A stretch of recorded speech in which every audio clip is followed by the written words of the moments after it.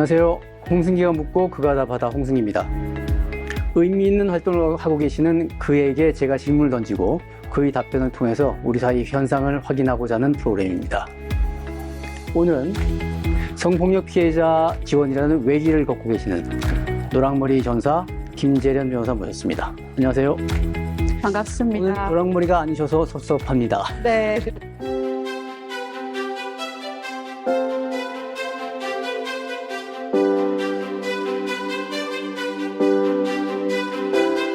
예, 삼둥이 엄마로 알려져 있는데 네. 새쌍둥이 네. 꼬맹이였어요. 근데 네. 지금은 꽤 큰 것 같아요. 몇 지금 살이죠? 고등학교 심지어 1학년입니다. 고등학생이 됐구만요. 네. 자, 새쌍둥이 어떻게 키웠습니까? 저는 뭐 키우지 못했고요. 세월의 힘으로 방임과 방치로 자라고 있습니다. 야생마들입니다. 아주 잘 키우셨다고 소문이 나던데요. 예. 공부를 못합니다.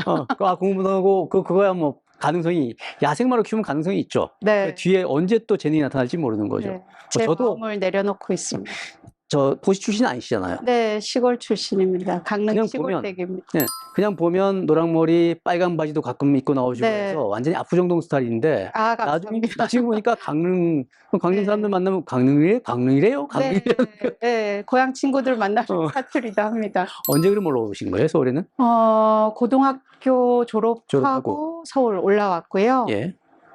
재수할 때부터 서울에 있었으니까 아마 서울에서 생활한 시간이 예. 제 강릉에서 생활한 시간보다 더 긴 이제는 것 같습니다. 그렇지만 성장 과정 청소년기를 시골에서 자랐다는 건 네. 엄청난 힘이잖아요. 저는 네. 그런 친구들한테 항상 열등감이 있어요. 아, 네. 개굴천에서 수영했다는 얘기 들으면 기가 팍 죽어버려요. 네, 열등감 가지실 만합니다. 가자 합니다, 이거. 네. 그런데 또 가족사도 네. 나름 또 파란만장까지는 아니어도 파란만장까지는 아니어도 네. 네, 역경이 있었더라고요.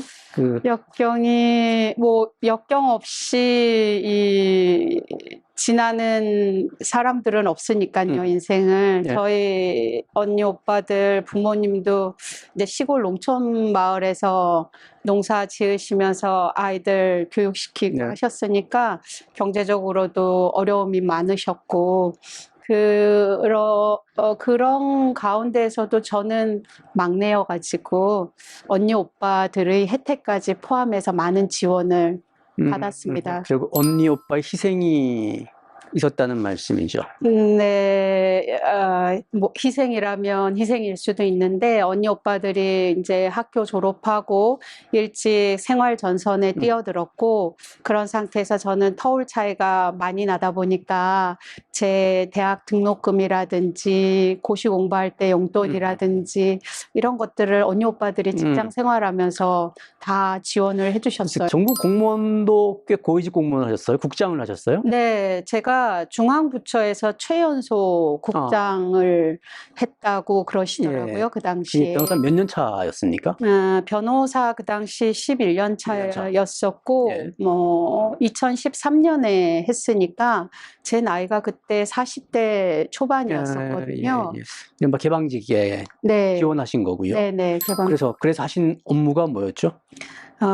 제가 개방직 공무원을 했던 그때가 2013년에서 2015년인데, 박근혜 정부 때 성폭력, 가정폭력이 국가의 중대 과제 중에서 2개 과제였거든요. 총 4개의 큰 과제가 있었는데 그 중에 2개 과제가 성폭력, 가정폭력이었고 저는 변호사를 하면서 이런 폭력과 관련한 피해자 지원 업무를 많이 했었기 때문에 제가 현장에서 일을 하면서 아쉬운 거, 개선하면 좋겠다 싶은 거, 정책을 좀 다듬으면 좋겠다 그런 갈증이 좀 있었는데 마침 개방직 공고가 나서 지원을 했었습니다. 그래서 그 당시 성폭력 대책 발표하고 가정폭력 대책 발표하고 이런 일들에 관여하면서 법무부 경찰청하고 협의도 하고 저희 여성가족부가 컨트롤 타워 역할, 주무부처 역할을 했었거든요.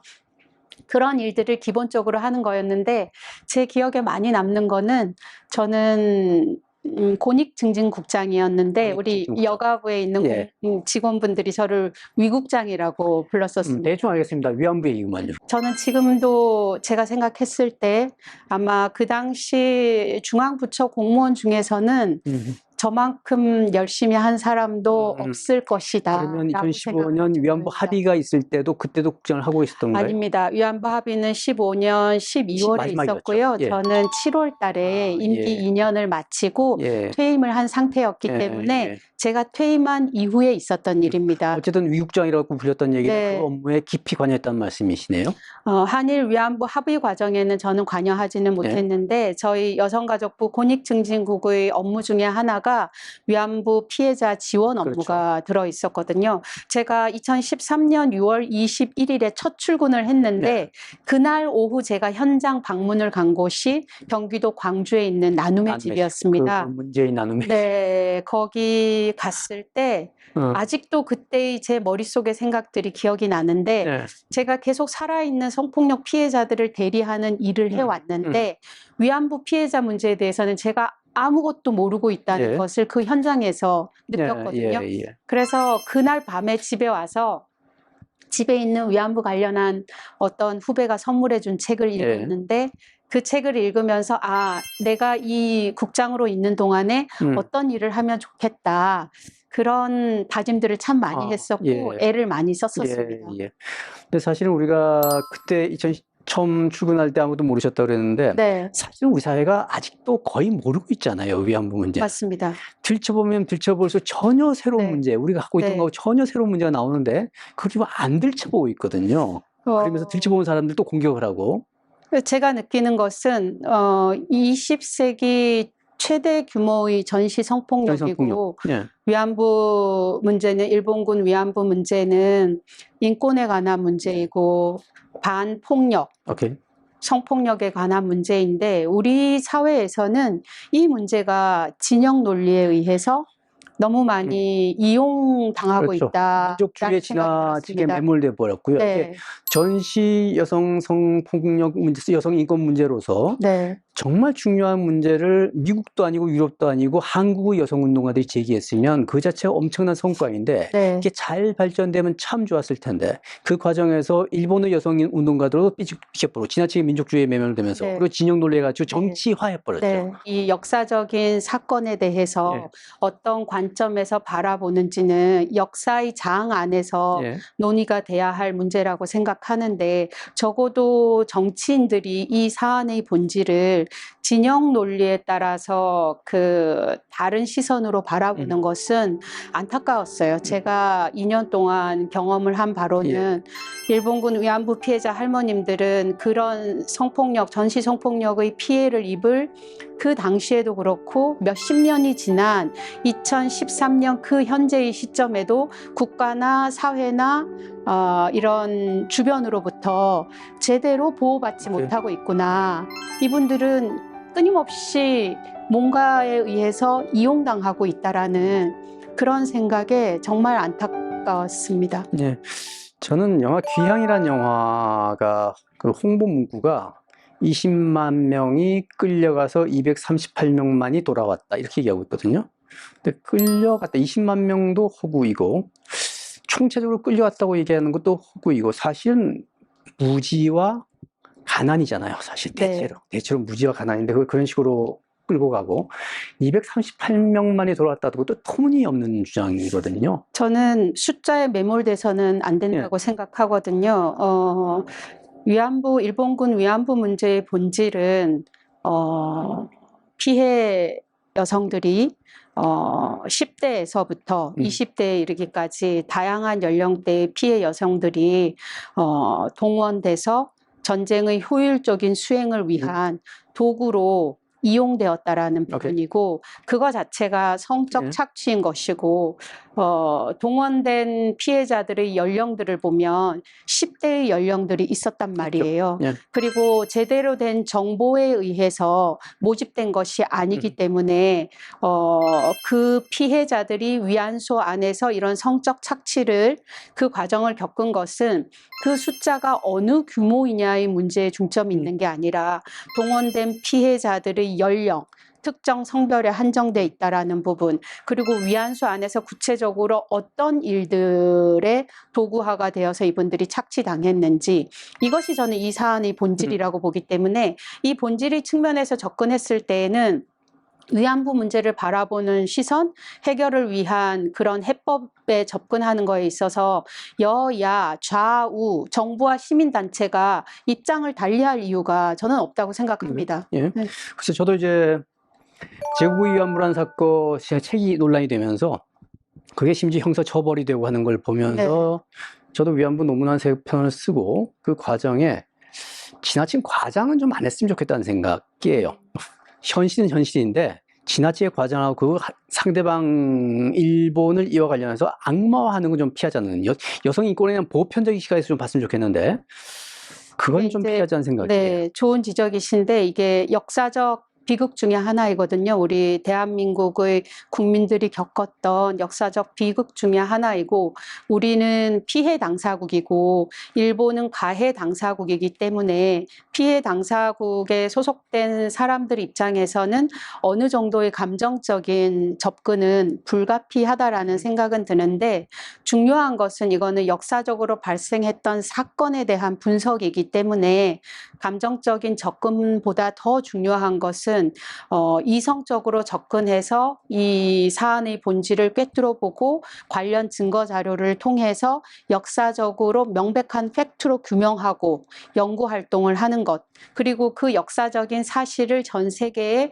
팩트 위주로 제대로 알리는 것, 저는 그것이 너무 중요하다라고 생각을 하거든요. 그런데 우리는 감정적인 접근은 정서적인 접근은 했으나 이런 이론적인 학술적인 접근은 제대로 하지 못했다는 것을 저는 실제 경험을 했습니다. 제가 위안부 관련 문제에 대해서 담당 그 국의 국장으로서 제대로 알고 뭔가 정책을 집행해야 된다라는 생각 때문에 여러 논문들을 좀 찾아서 보려고 했는데 아이러니했던 게 우리 국내에서 국내 역사학자에 의해서 제대로 된 논문을 제가 찾기가 너무 어려웠어요. 반면에 아이러니하게도 가해 당사국에서는 이 문제의 본질에 대해서 전쟁의 효율적인 수행을 위해서 이런 군수 그런 물품으로 보고 그 공급을 하고 했던 부분이 나와 있는 논문들이 있는 것들을 제가 우리 담당국에서 번역도 해서 읽어보고 하면서 가해 당사국에서도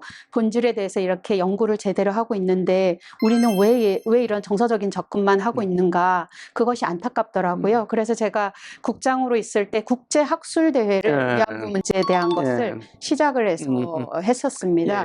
그래서 또 그렇게 했더니 어떤 기자가 저한테 전화를 해서 비난을 하더라고요. 왜 이것을 이제서야 하느냐.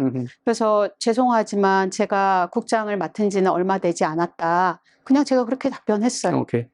법인 이름이, 이름이 뭐죠? 온세상입니다. 온세상. 따뜻할 온자를 써서. 아, 그게 온자가 따뜻할 온자구만. 저는 전체라는 뜻으로. 원래 온은 따뜻할 온으로 생각해서 온세상, 따뜻한 세상인데요. 세상이 또 중간에 점이 있잖아요. 네. 근데 제 친구 이명숙 변호사 사무실도 우리 중간에 점이 있어요. 다른 근거예요.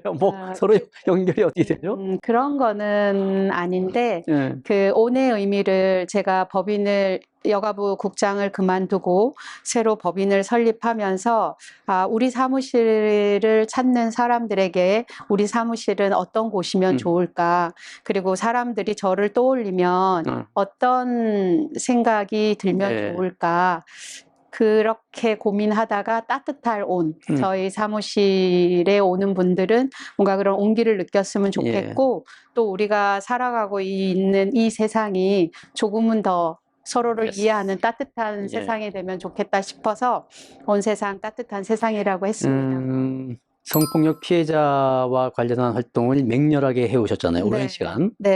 계기는? 직접적인 계기는 제가 사법연수원 2년차 때 변호사 시보를 2달간 했는데 대학 선배님이신 이명숙 변호사님 사무실에서 시보 생활을 했습니다.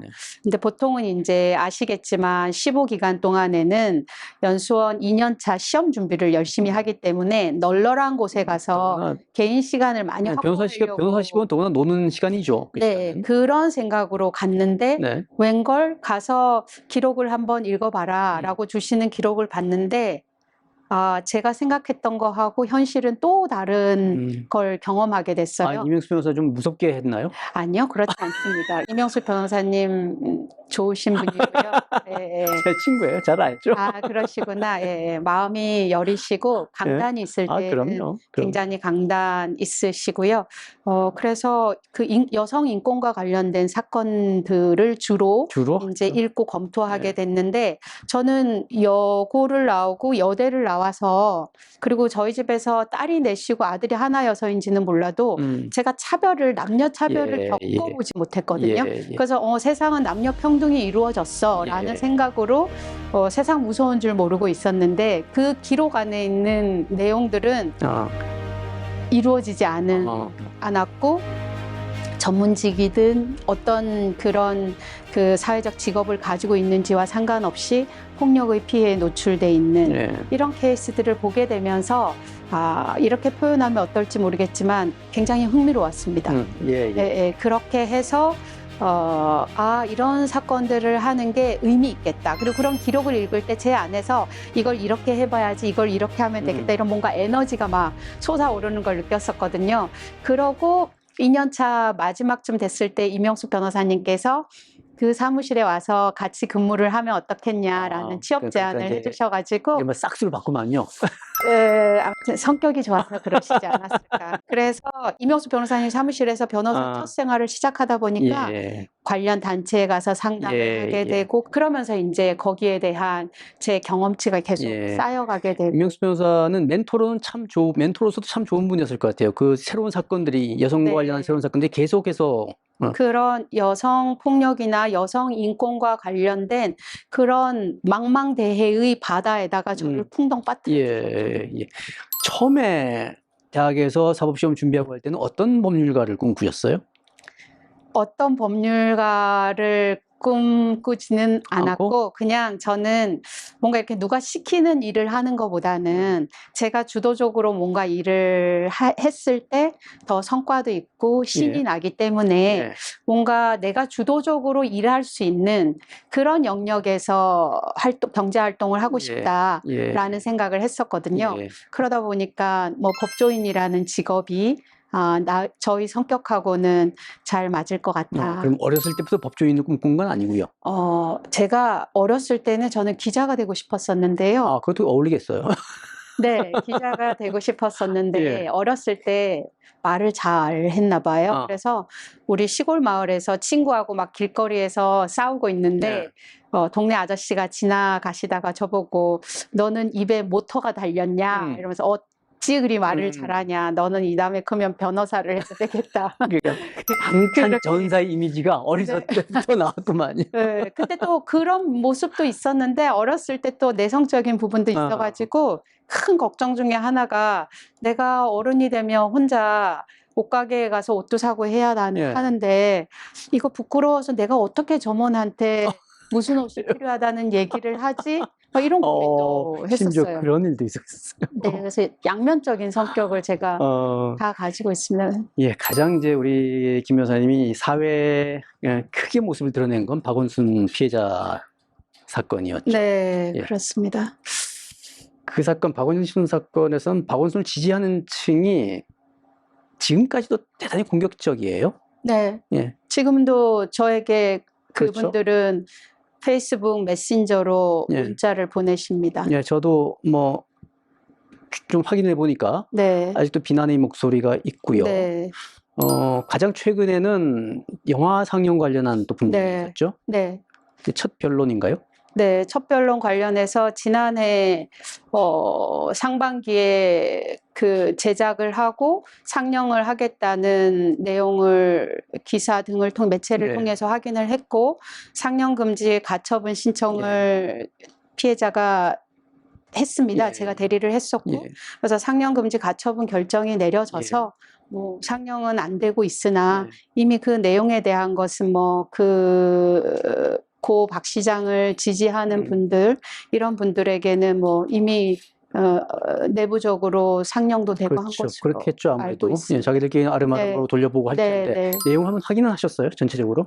상영금지 가처분에서 그 다큐의 내용 중에 어떤 부분이 문제가 있고 어떤 부분이 사실과 다른지를 예. 저희가 지적을 해야 했기 그렇죠. 때문에 상대방에게 그 영상을 법원에 제출해달라고 하고 저희가 그 내용을 대책회의에서 같이 보고 세세한 내용들을 지적해서 재판부에 제출하고 그런 작업들을 했었습니다.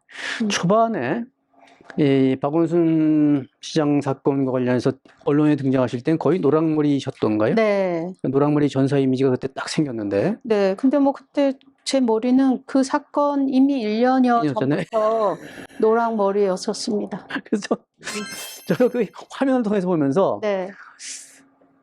참 독특하고 당차고 훌륭하고 이야 멋진 후배다. 감사합니다. 이런 생각을 했고요. 만났으면 좋겠다는 생각을 했었고요. 네, 감사합니다. 네, 그 사건을 쭉 추적을 하다 보니까 2020년 피해자가 5월 1일부터 정신과 치료를 받았고 5월 10일 날 김 여사님 찾아와서 상담을 했고 5월 12일 날 오후 5시에 그래요? 왔습니다. 그리고 그 다음에 또 그 피해자가 선배하고 또 카톡으로 하소연하고 했던 내용도 그 무렵이더라고요.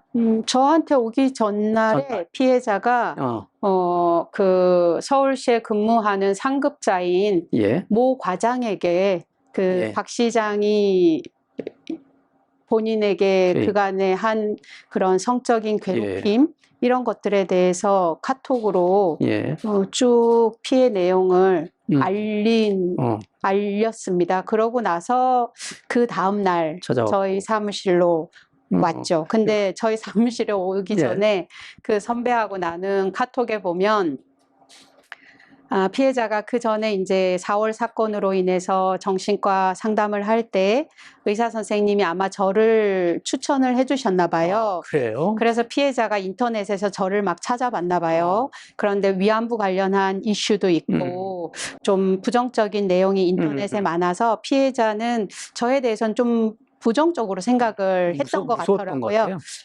그렇다기보다는 괜히 논쟁이 되는 인물이라고 아마 생각하지 않았을까 싶은데 그 과장하고 톡을 주고받은 다음 날이 이제 한국 성폭력 위기센터라고 거기에 가서 피해자가 상담을 하거든요. 근데 그 위기센터는 서울시 젠더특보가 피해자를 거기에 가서 상담을 하라고 소개를 해줬고 거기서 변호사 소개를 받아라라고 해서 갔는데 그 상담소에서 피해자가 저에 대해서 슬쩍 언급을 하니까 피해자의 기억으로는 저에 대해서 조금 부정적으로 이야기를 했다고 해요. 피해자가 기억하기는. 그래서 피해자가 그때 이런 마음이 들었대요. 이분들이 반대하는 사람에게 가야지 내가 보호를 받을 수 있겠구나. 그래요, 오히려. 그런 생각을 하셨다고 해요. 그래서 그날 저희 사무실에 왔는데 뭐 저희 사무실에 오신 거는 4월 사건에 대해서 상담을 하려고 왔기 때문에 쭉 4월 사건 얘기를 했죠.